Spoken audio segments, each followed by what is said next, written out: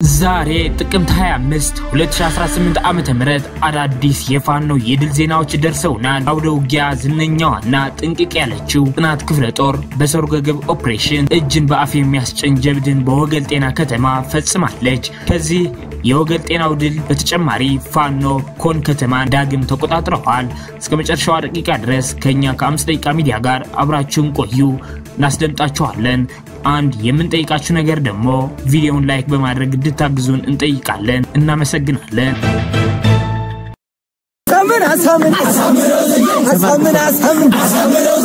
ምን ጋጃሉት ስጋውን አይበል አሳምን ለመከታው ፋኖ ለሻል ነው አሳምን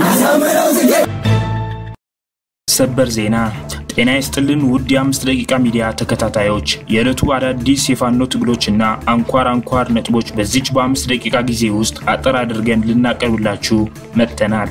በቅድሚያ አርዕስተ ዜናዎች እናስደምጣችሁ። ፋኖ በጠላት ካምፕ ላይ ድንገተኛ ጥቃት የፈጸመ ሲሆን 8 ሲደመሰሱ ከ10 በላይ ከባድና ቀላል ቁስለኛ ማድረግ ተችሏል። ዝርዝር አለን፣ ታደምጡታላችሁ።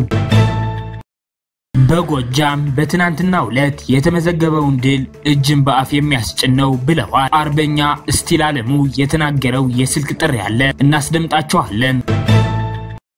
ፋኖ ኮን ከተማን ዳግም ተቆጣጥረዋታል። ዝርዝር ዘገባ አለን፣ ታደምጡታላችሁ። ፋኖ በወገል ጤና ከተማ ድንቅ ኦፕሬሽን ፈጽመዋል። ይህንን መረጃ በሶስተኛው ዜናችን እናስደምጣችኋለን። አብራችሁን ቆዩ። የአማራ ህዝባዊ ትግሉን የምትደግፉ ውድ አድማጭ ተመልካቾቻችን ቪዲዮውን ላይክ፣ ቻናሉን ሰብስክራይብ እንዲሁም በኮሜንት ድል ለአማራ ጀግኖች እያላችሁ ለህዝብ ብለው ጫካ ለገቡ አርበኞች እንድታበረታቱ ዘንድ በአክብሮት እንጠይቃለን። እናመሰግናለን። በቀጥታ ወደ መረጃዎች አለፍኩኝ። እስከ መጨረሻው ድረስ ከኛ ጋር ቆዩ።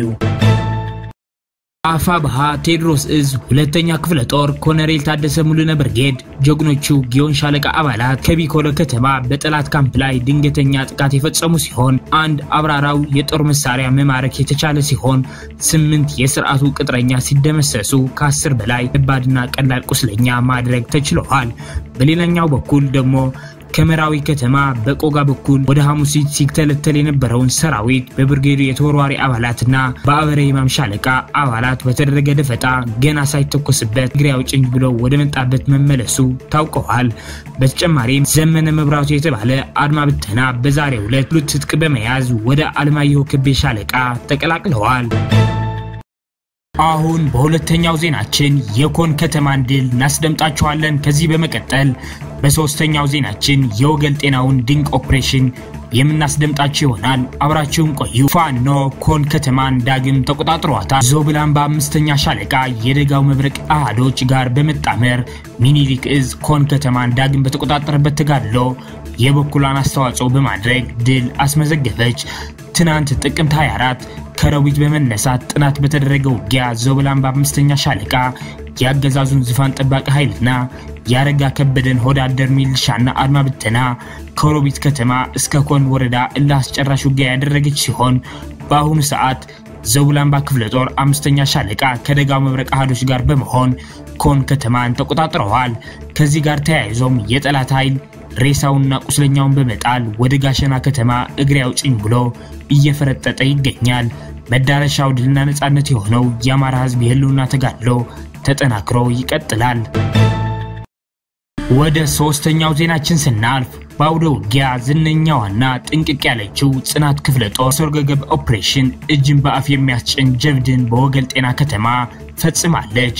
አፋብሃ ምስራቅ አማራ ቀጠና ሚኒሊክ እዝ የደጋው መብረቅ ክፍለ ጦር ጥቅምት 24 2018 ዓመተ ምህረት ወገል ጤና ከተማ ከፋሽቱ ሰራዊት ካምፕ ድረስ ዘልቀው የብርሃኑ ጁላን ሰራዊት ሙትና ቁስለኛ አድርገውታል።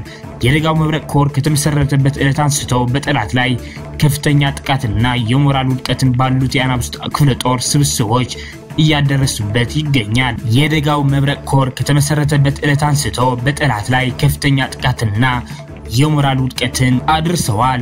በዛሬው ዕለት ከሁለት በላይ የፋሽቱ ሰራዊት በካምፓቸው ውስጥ እስከ ወዲያኛው የተሸኙ ሲሆን በርካቶች ደግሞ ከፍተኛ ቁስለኛ ማድረግ ተችለዋል። ቅስፈታዊ ጥቃት እንደመብረቅ ከፋኖቹ የተሰነዘረበት የፋሽስቱ ሰራዊት የሚረግጠውን ምድር ሁሉ እየተጠራጠረ ፈንጅ ወረዳ እንደገባ እየተበጃበጀ ይገኛል። ወገልጤና ለፋሽስቱ ሰራዊት ገሃነም ሆነበት ነፍስ ግቢ ውጪ እያለ ይገኛል። በጎጃም በትናንትናው ዕለት የተመዘገበውን ድል እጅን በአፍ የሚያስጭነው ብለዋል አርበኛ እስቲል አለሙ የተናገረው የስልክ ጥሪ ያለ አድምጠነው እንመለስ። እስቲበል እንዴት አለ? እግዚአብሔር ይመስገን ሰላም ነው ይላል። አለን ይመስገን። እንግዲህ መግቢያዬ ላይ እንደተናገርኩትኝ ከሰሞኑ በተለይ በእናንተ በተቆጣጣሪያችሁት ቀጠና ብዙ አውደ ውጊያዎች አሉ፣ ሌላም ብዙ ስራዎች አሉና በሳምንቱ የተከሰቱ አበይት ሁናቴዎችን ለአድማጭ ተመልካቹ በወፍ በረር ታደርሰን ነው። መቀጠል ትችላለህ። አመሰግናለሁ ኤልያስ። እንግዲህ ምዕራብ አማራ ቀጠና ቴዎድሮስ በአፋባ ውስጥ የሚገኝ ትልቅ ግዙፍ የሆነ ድርጅት ነው። በርካታ የሆኑ ስራዎችን በዚህ ሳምንት ውስጥ እያከናወነ ይገኛል።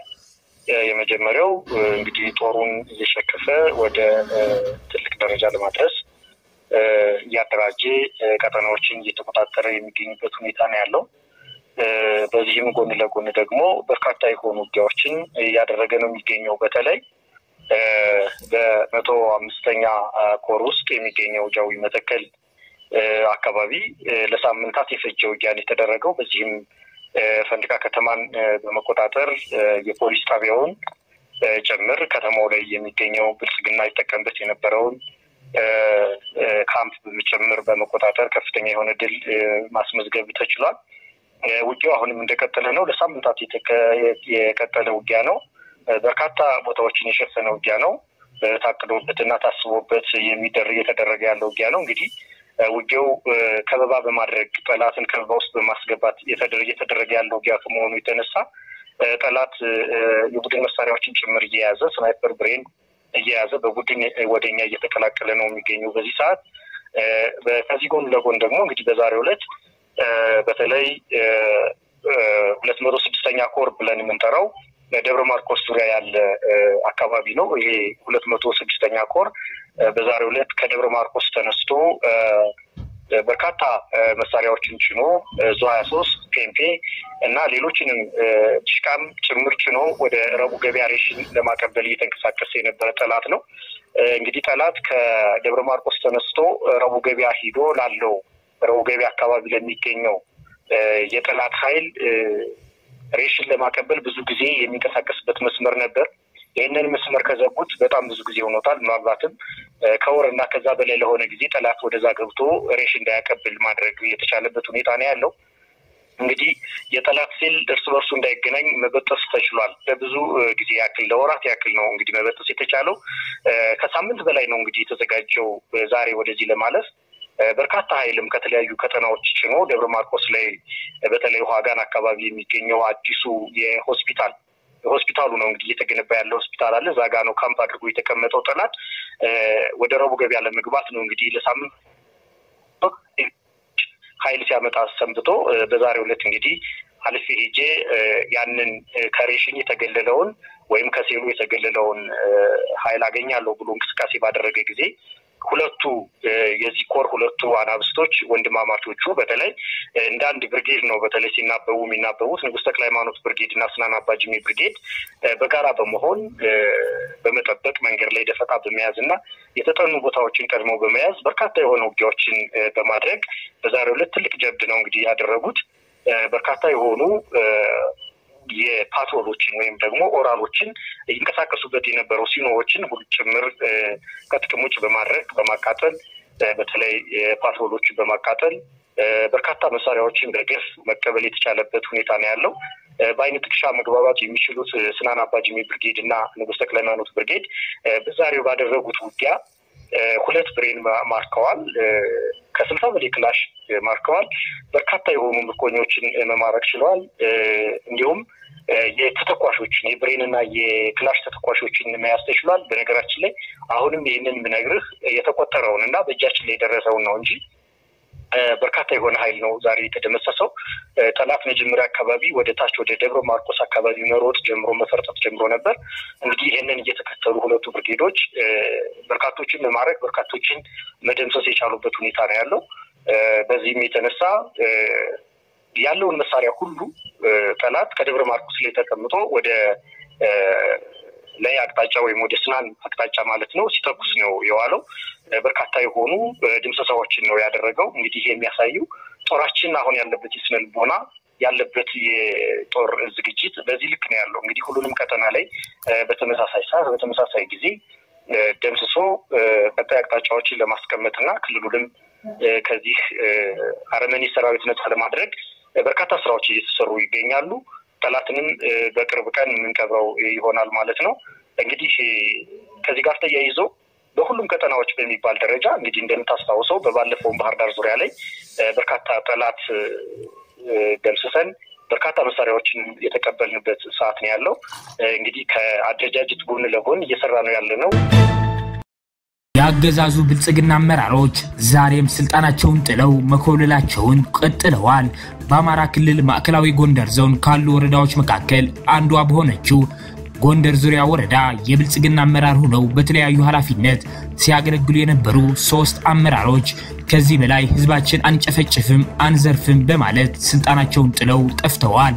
የጠፉ አመራሮችና ኃላፊነታቸውን ስንመለከት ደግሞ አንደኛ አቶ ጌታሁን አማረ የጎንደር ዙሪያ ወረዳ ገቢዎች ጽህፈት ቤት ኃላፊ፣ ሁለተኛ አቶ ምትኩ ተስፋ የጎንደር ዙሪያ ወረዳ ገጠር መንገድና ትራንስፖርት ጽህፈት ቤት ኃላፊ፣ ሶስተኛ አቶ ፍቃዴ ገበየሁ የስራና ስልጠና ጽህፈት ቤት ኃላፊ ናቸው። በጠፉት አመራሮች ድንጋጤ ውስጥ የገባው የብልጽግና ስርዓት አዳዲስ ወዳደሮችንና የኦህዴድ አሽከሮችን በማፈላለግ ለሞሸም ጥረት እያደረገ እንደሚገኝና ሌሎች አመራሮችም እንዳይጠፉ ከፍተኛ ቁጥጥር እየተደረገባቸው እንደሆነ ምንጮቻችን ጠቁመዋል።